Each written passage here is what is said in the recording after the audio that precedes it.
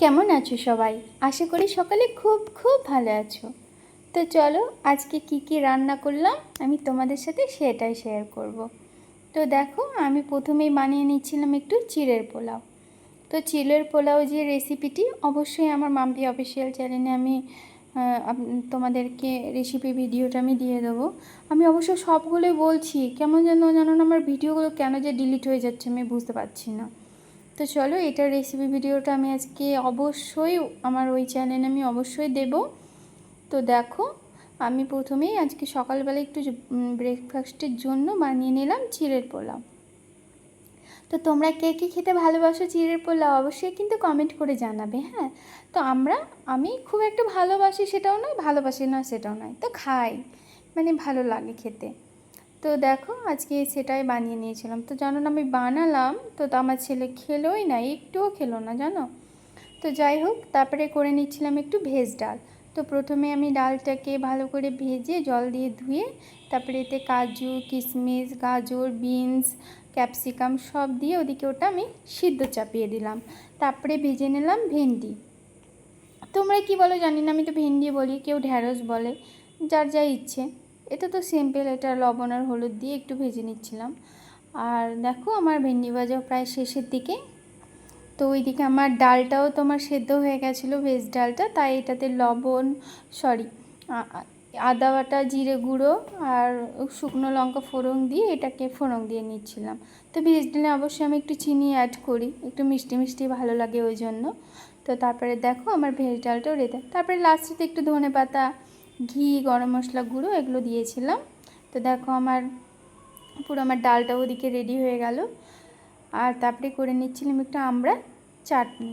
আজকে সর্ষে দিইনি, নর্মালি যেমন করে সেইভাবেই আমি আমড়ার চাটনিটা বানিয়েছি। তো দেখো আমার একবার করে রোদ আসছে আর একবার করে মানে ছায়া হয়ে যাচ্ছে, কেন বলো তো? তোমার একবার করে বৃষ্টি হচ্ছে একবার করে রোদ হচ্ছে, ওই জন্যই আমার মানে কড়াইয়ের দিকে তোমরা খেয়াল করলে দেখবে একবার একবার লাইট হচ্ছে একবার লাইট বন্ধ হয়ে যাচ্ছে। তো এদিকে আমার চাটনিটাও রেডি হয়ে গেল। তারপরে আমি একটু তরকারি বানাবো বলে সব কিছু একে একে করে ভেজে নেব। তো দেখো প্রথমে আমি আলু ভেজে নিলাম লাল লাল করে।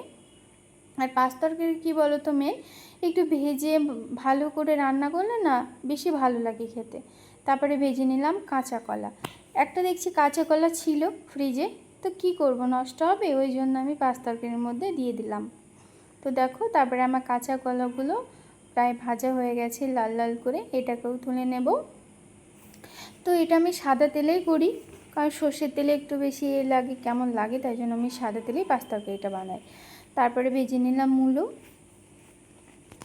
তো মূলো দিলে তরকারির স্বাদটা বেশি ভালো হয়, ওই জন্য একটু মূলো দিয়ে মানে অ্যাকচুয়ালি আমার কাছে সবই ছিল, ওই জন্য আমি সবগুলো দিয়েই করলাম। নিরামিষের দিন কি করব বলো, শনিবার মানেই তো ধরো এইসবই রান্না।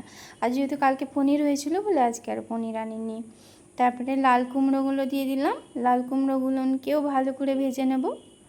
একে একে সব পদগুলোই ধরো ভেজে নিয়ে তুলে নিতে হবে, তাছাড়া আবার কি।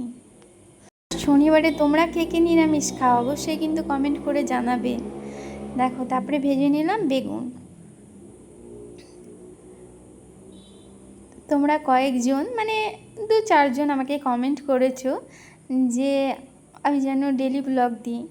তো দেখি চেষ্টা করব দেওয়ার, এখন দিচ্ছি না, যখন অনেকজন মিলে আমাকে বলবে না দাও দাও তখন আমি ডেলি ব্লগ দেব, তার আগে আমি এখন দেব না।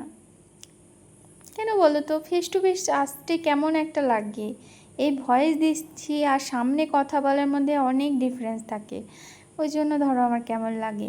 তো যাই হোক আমি এদিকে এটা মানে তেল দিয়ে তারপরে এটা মশলা অ্যাড করে দিচ্ছিলাম। তো এখানে আমি জিরে গুঁড়ো ধনে গুঁড়ো কাশ্মীরি লঙ্কা গুঁড়ো মিট মশলা এগুলোই দিয়েছি, মশলা রেগুলার মশলা যেগুলো সেগুলোই, এক্সট্রা কোনো কিছু নয়। হ্যাঁ, সামান্য একটু হিং অ্যাড করে দিয়েছিলাম, হিংটা দিলে স্বাদ হয়। তো তারপরে তেজপাতা এগুলো দিয়ে ফোড়ন দিয়েছিলাম, তেজপাতা শুকনো লঙ্কা কাঁচা লঙ্কা এগুলো দিয়েছিলাম। তারপরে এটাকে ভালোভাবে আমি এটা কষিয়ে নেব।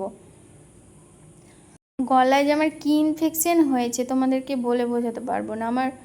আমি ভয়েস দিচ্ছি, হয়তো মাঝে মাঝে বুঝতে পারবে আমার খুব কথা বলতে কষ্ট হচ্ছে। কিছুতেই আমার এই কাশিটা বন্ধ হচ্ছে না, কিসের জন্য বুঝতেই পারছি না। এত ওষুধ খাচ্ছি, ডাক্তার দেখাচ্ছি, আমার কাশি বন্ধ হচ্ছে না। তোমরা কমেন্ট করে জানিও তো কী খেলে কাশিটা বন্ধ হবে, জানলে। কি করব, আমার এত কষ্ট হচ্ছে।